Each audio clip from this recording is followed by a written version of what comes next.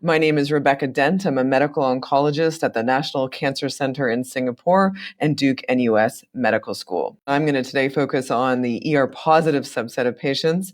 So I thought we'd start in the early setting, so in the adjuvant context. And I think you're all familiar now with the Monarch E trial, which was looking at the role of adjuvant abemaciclib, a CDK inhibitor, in combination with endocrine therapy in high-risk node-positive, ER-positive, HER2-negative breast cancer. So as many of you know, well over 5,000 patients were randomized to either receive abemaciclib in combination with endocrine therapy versus endocrine therapy alone.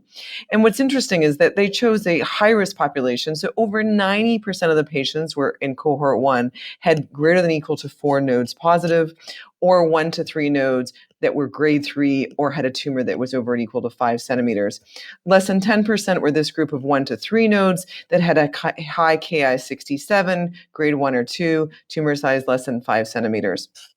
And their primary endpoint was invasive disease-free survival. So I think, when this data first came out a few years ago, around the 2 to 3 year mark, I think many of us were sort of chatting with our patients, but we were really kind of wanting to see longer follow-up on these patients. And I think what you can see here, not unexpectedly, we know that in ER-positive breast cancer, as compared to ER-negative breast cancer, you continue to see the events continue up to 5, 10, 15 years. So it's not surprising that here at 60-month follow-up, we're seeing a delta of almost 8%, so an improvement in invasive disease-free survival of 76 to 84%. And I think for me, who was a little bit cautious early on, I think, now all the patients are off of abemaciclib and they've all had much longer follow-up. I think many of us now are much more convinced that there is some signal happening here with a hazard ratio of 0.68 and, benefit across all of the relevant subgroups and independent of Ki-67 status. So some interesting data presented by Erica Hamilton last year, looking at benefit by age. And what's interesting is you see the benefit regardless of patients under or over 65, maybe a slightly bigger delta. You can see 7% versus 5%. But I think what's most notable is that in the patients that were greater or equal to 75, there was significantly more grade 3 diarrhea, fatigue, and more discontinuations. And in fact, up to 20% of patients stopped without a dose reduction. So I think for me, what is really important about this compound, now that we're actually seeing greater efficacy, is that we need to be very prudent about making sure we educate patients about taking their antidiarrheal medication. And I think you'll see a lot of studies emerge about starting, especially in the older population, at 100 twice a day rather than the full dose 150, and then quickly escalating once the patients get the hang of it, because it's otherwise fairly well tolerated. But I think really just sort of, getting accustomed to the therapy and then escalating. So I think you'll see a lot of these real world studies and side effect monitoring.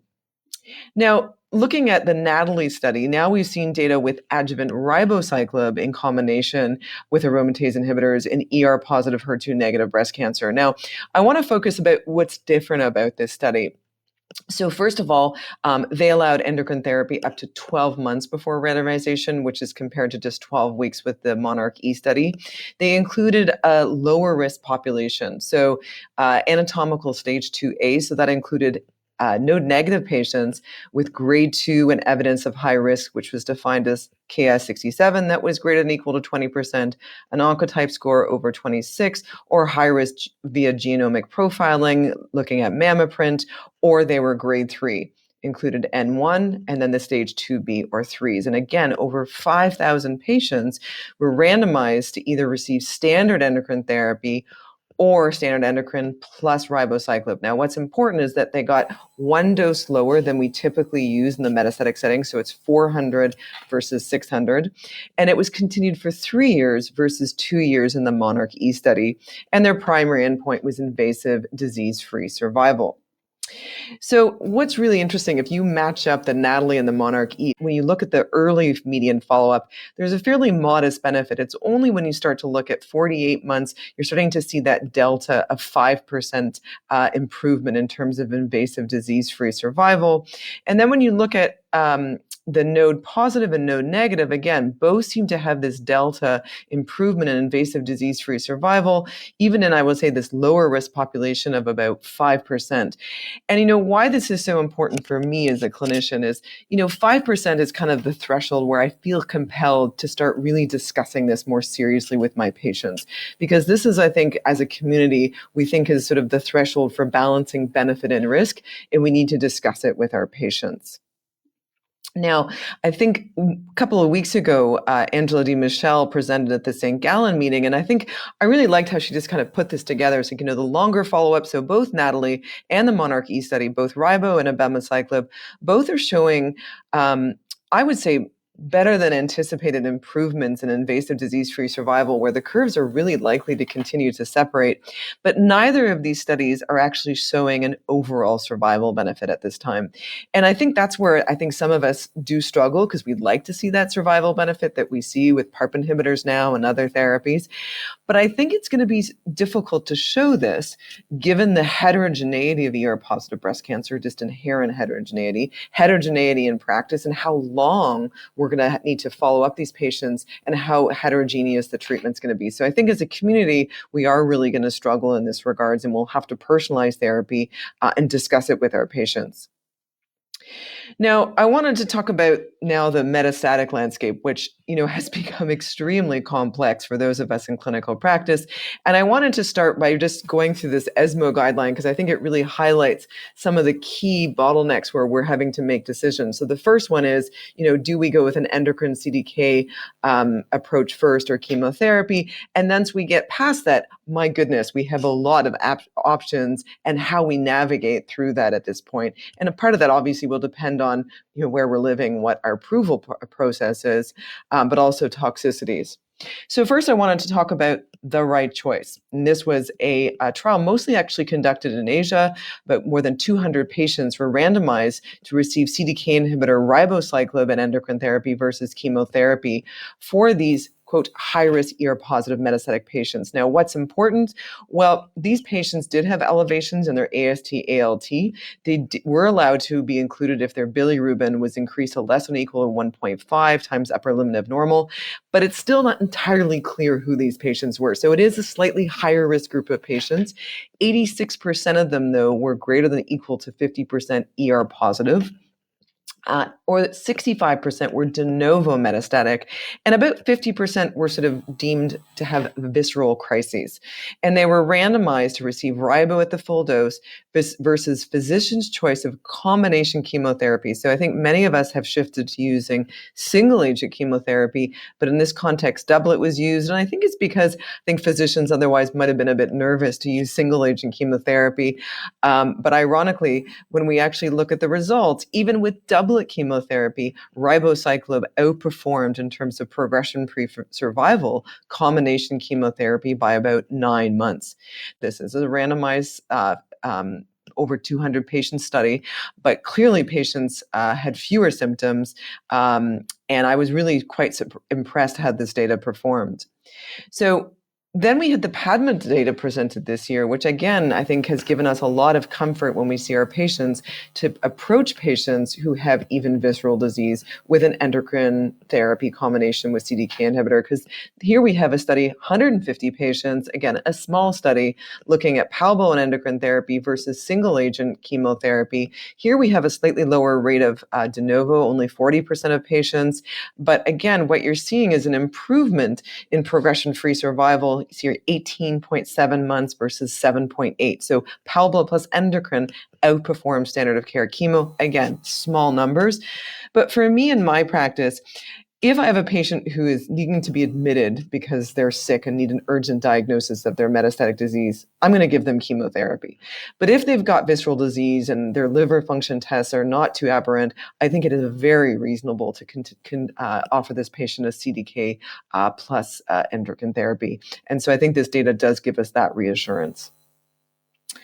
Now, what happens in clinical practice? Well, we know that when we have patients on adjuvant endocrine therapy for now up to 10 years, if they're on endocrine and CDK for the first line setting, it could be several years before we need to switch. But what that means is that we see emergence of mutations such as an ESR1 mutation, which render these patients resistant to the ongoing therapy. And so I think we've sort of getting used to sort of using fulvestrant, sort of assuming that these patients have an ESR1 mutation, but we haven't really up until now understood why we're doing it.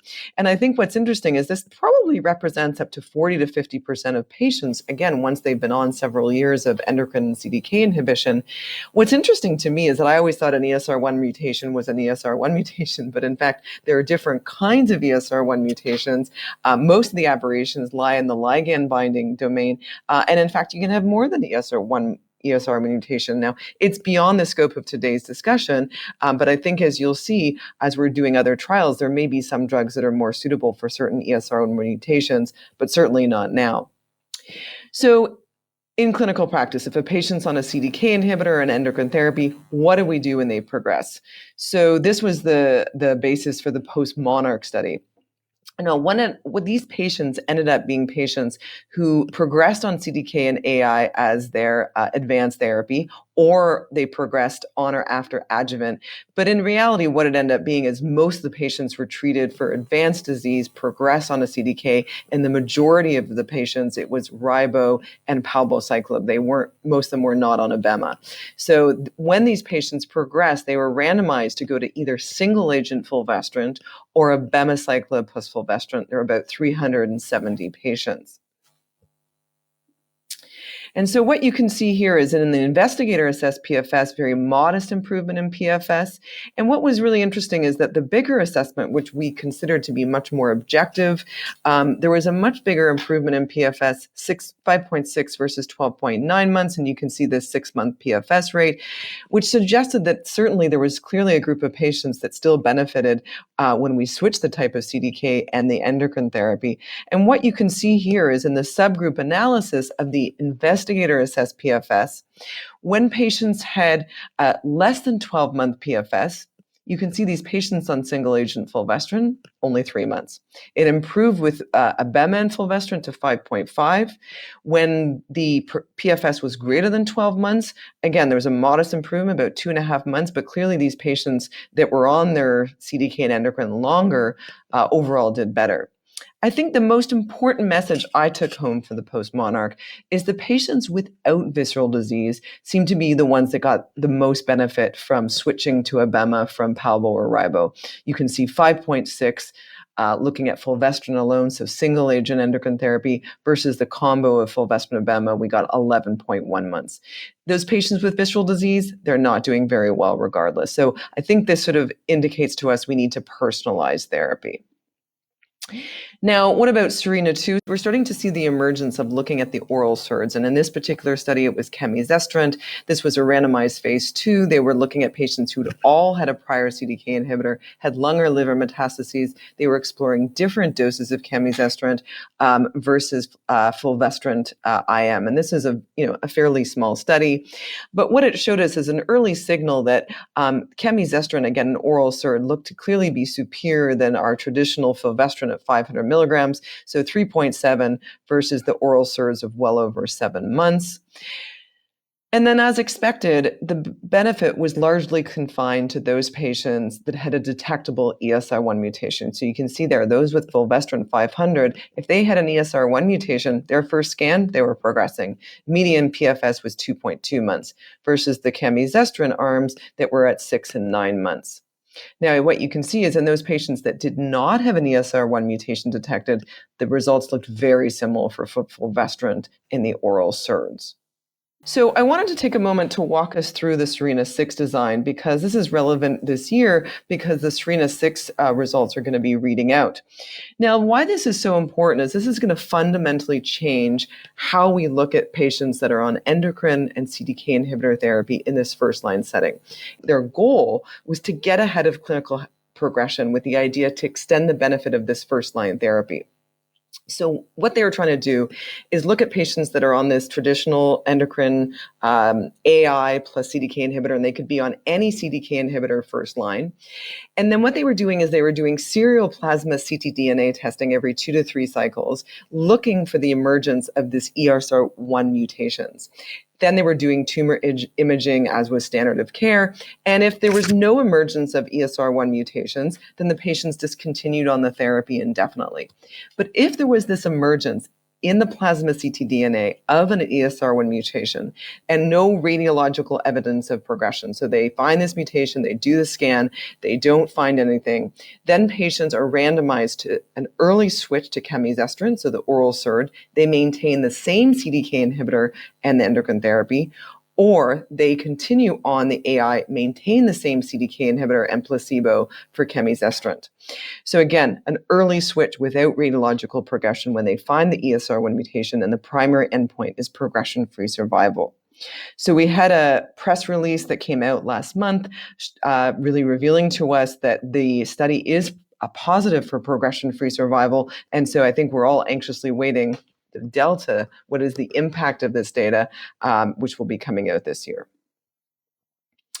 So in the same vein, looking at those oral SERDs, here we look at EMBER-3, and this data was presented at San Antonio last year, looking at imlunestrant plus or minus abemaciclib for ER-positive HER2-negative disease. So who were these patients? They had recurred or within 12 months of completing their AI plus or minus CDK inhibitor, or they had advanced on first-line AI plus CDK inhibitor. One arm was imlunestrant, so looking at the oral SERD on its own. The second arm was looking at standard of care endocrine therapy, which could have included fulvestrant or exemestane. And then later they added a third arm. As we know, the breast cancer world is quite dynamic. So they added an arm that looked at imlunestrant plus abemaciclib. And then the primary endpoint was looking at PFS in ESR1 mutants, but also all patients. What you can see in those patients that harbored an ESR1 mutation, improvement from 5.5 months with the oral SERD on its own, imlunestrant, in combination with abema was 11.1 months. So quite an impressive delta. 0.53 was the hazard ratio. But what was interesting is they also saw results or improvements in those patients without an ESR1 mutation. So looking at imlunestrant 5.5 versus 9.1. So not as much as those patients with an ESR1 mutation, but there still was a benefit and a hazard ratio of almost 0.6. Similarly, we saw benefit in patients who had a prior CDK inhibitor, as well as patients who had aberrations in the PIK3CA pathway. So I think we're anxiously waiting the overall survival data on this particular oral SERD. This is some of the numerical data that we saw at the interim analysis with only 31% maturity, but certainly numerically looks like there's some improved survival. Now, I think one pathway that we've really sort of been focused on over the years, because we know it drives tumor progression and resistance mechanisms to different treatments, and I think also importantly is that up to 50% of these patients will have aberrations in PIK3CA, PTEN, or AKT. So what we know from the Capitella 291 study, this is looking at the AKT inhibitor capivasertib in combination with fulvestrant versus fulvestrant alone. There was an improvement in progression-free survival from 3.1 to 7.3 months, hazard ratio of 0.5. You can see these curves separate quite early.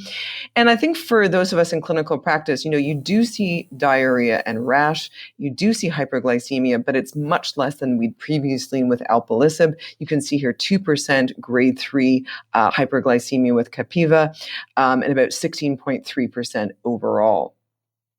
Now, looking at some of the quality of life domains, again, I want to highlight the diarrhea here. And so I think why this is important, much like we see with abema and other compounds, we really have to get on this early and help teach patients and provide education about how to manage these side effects. Because I think these are side effects we've become used to managing and should be able to help our patients in this regard.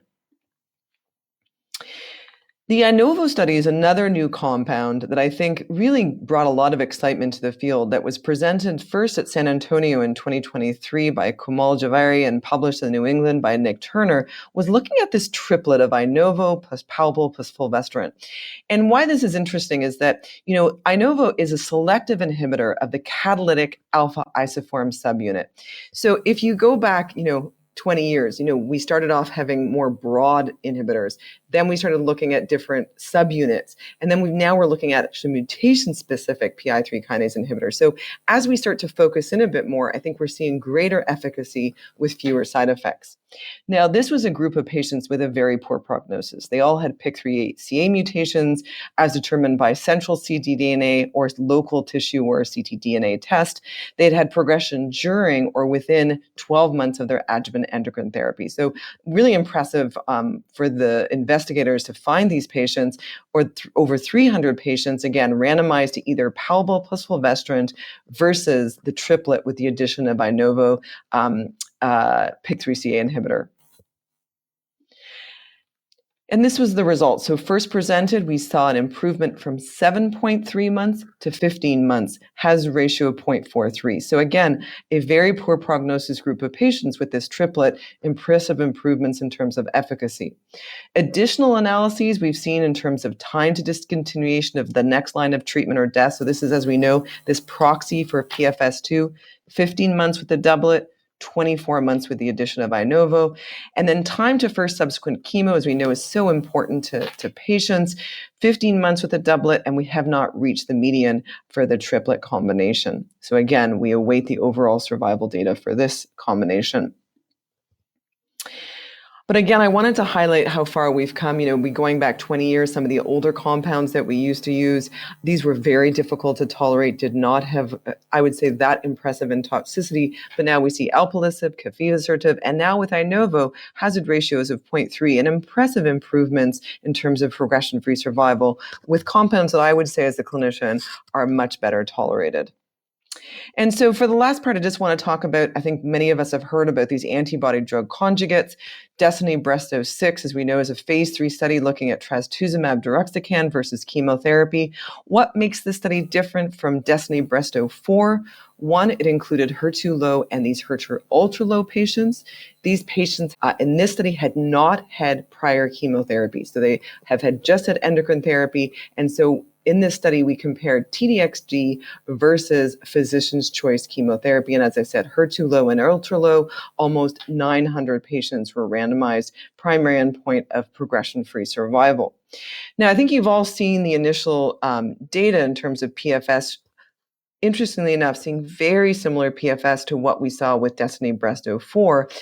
But this presentation by Aditya Bardia at this year's San Antonio was, I would say, very important for the clinic, because here we look at PFS by time to progression on first line. So if you relapsed within 6 months of getting endocrine and CDK inhibitor therapy, there was an improvement from 6.5 to 14 months. So if you got T-DXd, it was 14 months.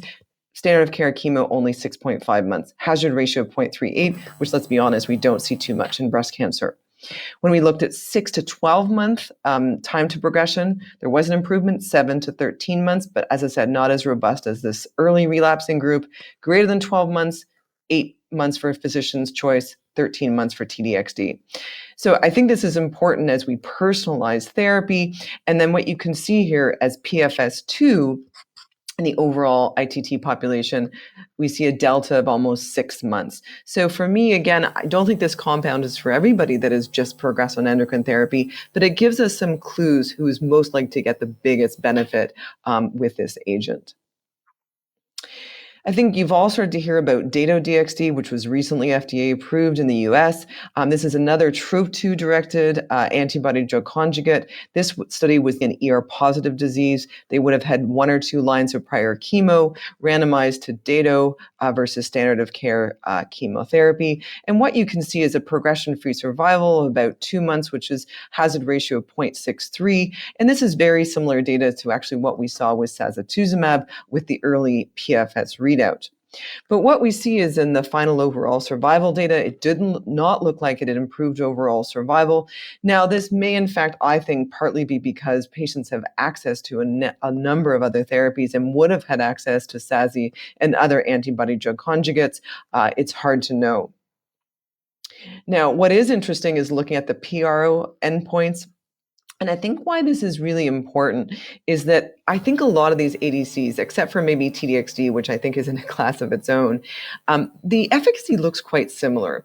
I think how we might choose our ADC likely has to do with the schedule and the side effect profile that might be well suited to one patient, versus another. The HER3-DXd data, this was presented in Icarus. I think it's really impressive, this waterfall plot. And I think, this compound has struggled to find its place because it's not clear which subtype of breast cancer it might work best in. There are no ongoing phase 3s that I do know about. Interesting enough, there is some interesting literature in the lung field. And from what I've seen, actually, it looks like the drug that's the most penetrant in the CNS. So I think we're anxiously awaiting some interesting data in that domain. And then finally, I want to end with, yes, ER positive, HER2 positive disease. So we all know, based on the Cleopatra study, that our go-to first-line therapy, at least for now, is dual blockade with HER2 therapy in combination with chemotherapy that we use as induction. Then we usually continue the patient on dual blockade HER2 antibodies, and if they're ER positive, then we'll give them endocrine therapy. And then we move on to usually TDXD second line. But the question is there a role potentially for these patients to give them a CDK inhibitor? So in this study, they looked at patients who completed their induction chemotherapy, were ER positive and HER2 positive. This is the Patina study. Over 500 patients then were randomized to continue on their dual blockade with endocrine or get the addition of palbociclib. And so this was a very, I think, simple design, but such an important study where you see when you actually added palbociclib, the CDK inhibitor, to the anti-HER2 and endocrine therapy, you see a median PFS of 44 months versus 29 months without the CDK inhibitor. So what's, I think, nice for patients is that there is no chemo, there's no IV drip potentially. You're getting oral therapies with subcutaneous. So for patients, I think this was really interesting, very simple design. Maybe not for everybody, and as I said, the landscape may change. But again, this is really interesting looking at overall survival. We don't see a benefit. So I do wonder whether this is the same concept as we see with chemo, where for the longest time we've been arguing singlet versus doublet. And I think many of us will say, as long as you get the chemo sequentially, maybe it doesn't matter. So will this hold true for CDK inhibitors? I don't know, and I don't know whether those studies that have been done, but I think this is certainly data to watch. So speaking of which, there's a lot more to come in 2025. We've got ESMO Breast, AACR, and of course the ASCO meeting. Look forward to seeing you all there. Thank you for your attention. That was an awesome presentation. If I could, I was just going to ask you a few follow-up questions.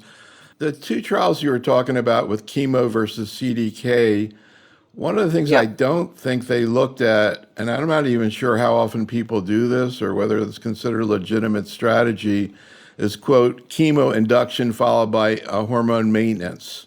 Giving the patient a few doses of chemo. Yeah. Do you think that's something that people do at all, or they just go right to hormonal therapy? No, absolutely. What was really interesting, actually, is I'm hoping my clinical judgment's intact, because a lot of the patients I've done that end up not doing so well. So I've had two that I had, they were clearly in visceral crisis. I had them on chemo. They wanted off chemo, and then I put them on endocrine and CDK, and they relapsed within 3 months. So bottom line is it wasn't done for the trials. I know a lot of people do that in clinical practice. Part of what's interesting is that the patients that you feel compelled to give chemo on, are patients you want to watch closely, because if you felt to give them chemo in the first place, then you're going to watch them cautiously. One thing I didn't talk about, to be honest with you, is where you really run into trouble is with ribo, because we've seen a lot of transaminitis, we've seen a lot of liver dysfunction in ribo.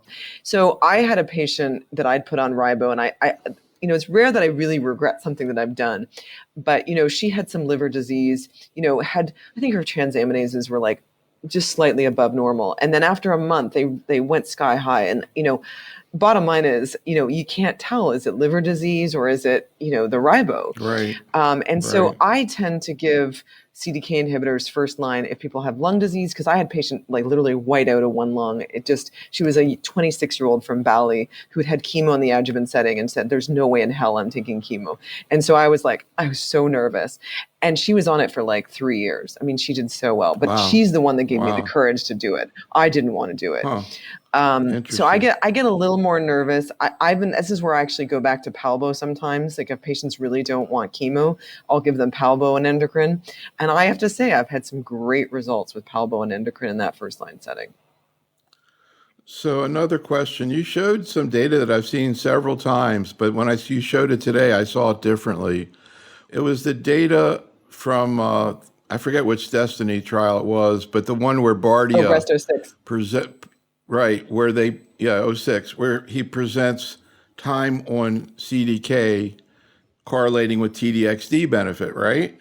But this is TDXD. Why would endocrine sensitivity affect TDXD? No, actually, this has to do more with resistance. So the idea is if you relapse within 6 months of endocrine and CDK, your Right, biology right. is very different. You've developed a very resistant tumor. And so that's why going to I would say a very novel mechanism of action Yeah, is sure. helpful. Right, but these people, this is randomized against chemo, not against hormone therapy, right? So But why would maybe TDXD be better than chemo in people who are endocrine I sensitive? think Or it, I to be forget which honest, one it is. I think it's just a more aggressive phenotype. I think one of the biggest challenges, I'm sure you struggle with this, how is it possible after so many years of giving chemo, we have no sensitivity assay, right? We just, patients come to me for second opinions and like, I don't think my doctor knows what they're doing. They just keep throwing chemos at me. I'm like, look, I'm going to do the same thing. I'm not going to do anything different. I'm always honest. And that's the truth. Whereas I think where ADCs, and especially TDXD, to be honest, is fundamentally different, is it just figures out a way to, does it deliver drug better to the tumor by, again, it's not blocking HER2, it's using HER2 as a vehicle to get chemo into the cell. That's interesting. And traditionally, chemo can't do that. No, that's why I love this data, honestly. Like, so I'm one of the authors on Destiny Breast 06, and I said, this is the data. So ER positive metastatic disease. I'd like to know right now, I don't know whether you have data available, but assuming you have data available, where would you sequence it in a HER2 low or HER2 zero patient? And like, do you give sacituzumab before, if you go TDXD, SASI, Dato, and then what happens if it's HER2 zero? Great question. So first of all, we do not have access to data by any means. And to be honest, we mostly have SASI access for triple negative. Okay. So I don't even have that much access for ER positive. Um, Right. yeah. So I actually, that data with TDXD with Destiny Breast 06, I think the same is probably true for SASI. So patients that I go to SASI are the sort of, really heavy burdens where I need one kick and I don't have time to waste time sort of sequencing patients through chemo. Which drug I give, I think TDXD is in a class of its own. So if someone's HER2 low, they're always going to get TDXD. And I've done a lot of rebiopsying and alerting my sort of pathologist, and I think they've become really good at finding these patients.